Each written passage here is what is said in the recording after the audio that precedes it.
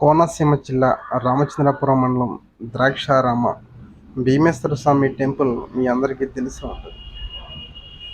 అయితే టెంపుల్కి వెళ్ళిన భక్తులు బయటకు వచ్చే మార్గం అయిన దక్షిణ ముఖ ద్వారం గేటు బయట, అంటే కోనేరుకు గోడకి ఆనుకొని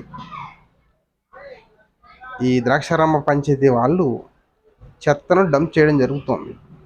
ఇది గత నెలలుగా జరుగుతూ ఉంది.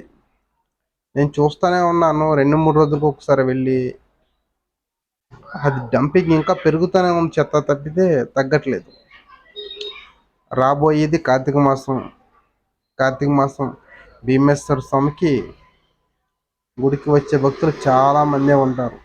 రోజుకి దర్శనం కోసం వచ్చే వాళ్ళే వేల మందిలో ఉంటారు. వీళ్ళంతా ఆ కోనేట్లో స్నానం చేస్తానికి సిద్ధపడతారు. కాబట్టి ఆ చెత్త తాలూకు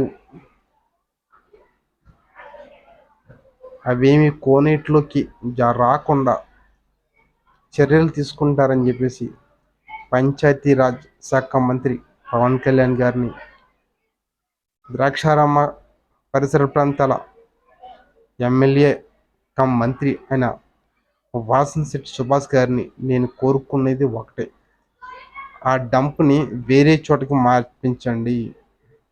అది పెరిగి ఆ కోనేట్లో పడుతుందేమో అని నాకు అనిపిస్తూ ఉంది. ఒకసారి నేను చెప్పినని కాకుండా మీరే వెళ్ళి పరిశీలించండి. తర్వాత మీరు చర్యలు తీసుకోండి. Thank you.